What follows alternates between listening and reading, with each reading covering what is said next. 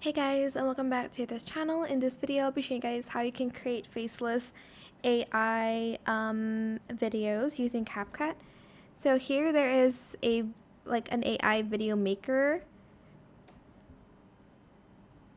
And then here you can select instant AI video, an avatar video, brainstorm with AI, or match media to script in one click. Let's do an instant AI video.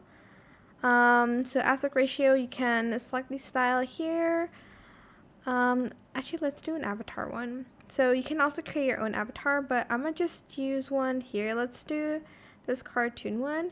And then you can kind of generate the script or enter script here. I'm just going to enter a topic, maybe like teaching kids how to spell, like first grade subject maybe. I don't know. And then you can also pick the audio. Let's just do Joanne 1 minute and then create. I don't think I have credits, but maybe I do. So I guess I'll be right back when it's done. And this is what your video should look like. Hopefully you guys can hear it. Today, Oh, okay. I think it's still a little bit loading. Let me just adjust the volume a little bit so it's not too loud.